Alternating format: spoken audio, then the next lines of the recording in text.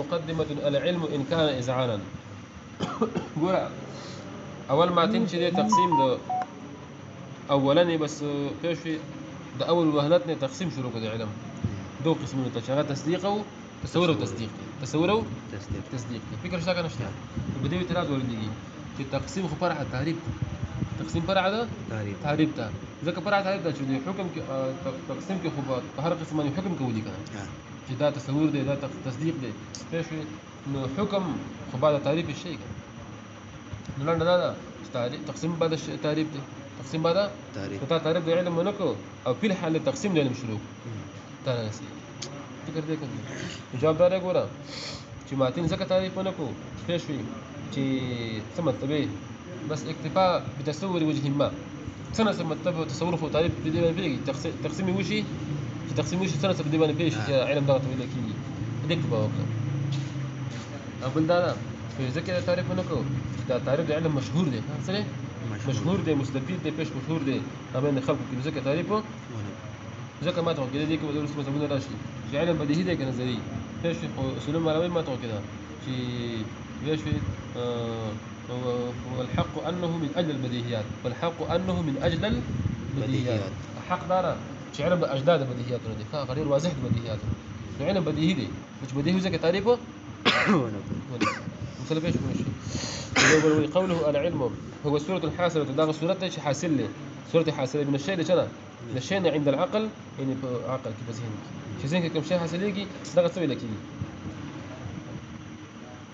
يعني يوم يقول الشيء ده شيء ما تقوله ده موبايل ليك لو ولا شيء ده الشيء ده داخل نفس الشيء ده كده فيش داغ استغفر الله فيش تادي دوكت داغ الشيء أجاني شكل سورة زين ترى شو يقولها سورة زين ترى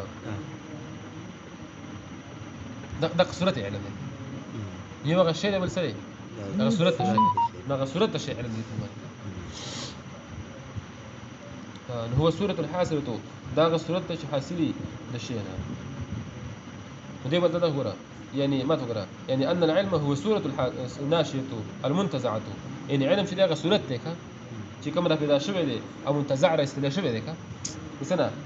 عنه ده غشينا زمان مرة خبر ده كان مطابقة أو لا مطابق يمكن مطابق وي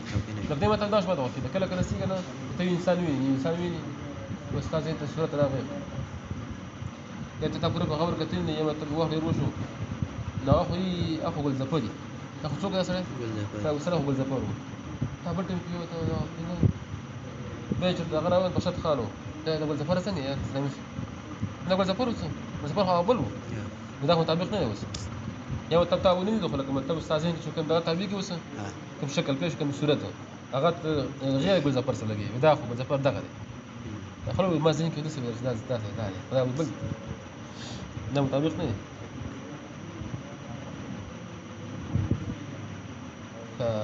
هو سورة الحاسرة داغ سورة حاسرة من الشيء من العقل لي والمصنف دفة راس لي جوابه عما يقال جواب داغة هذا شو لكي يقول إن المصنف قسم العلم المصنف سوكو تقسيم العلم مكو إلى قسمين دو قسمين دا قبل التعريف مخكده تعريفنا وهو باطل إلى تقسيم قبل التعريف زي باطل هو المصنف رحمه الله لم يتعارض تعريفه المصنف تعرض ذلك التعريف ليه إما الاكتفاء بالتصور بالوجه ما يأخذ طلاب بالتصور بالوجه ما سكا سنة في مقام تقسيم كي وإما لأن تعريف العلم يأخذ هذا تعريف العلم شيء مشهور ده مستفيد بيشوي أو مستفيز ده بيشوي مشهور ده بيشوي بكتب بشهرته وإما يأخذ العلم مشهور بدرة وإما لأن دريوج شو وإما لأن العلم بده هو تصوري بدرج علم بده هو تصور ده كان بده هدي أنا ما قيل شبيه شوي دي أو خالد يسوق يامي العجيب ملخص كيف ده مثلا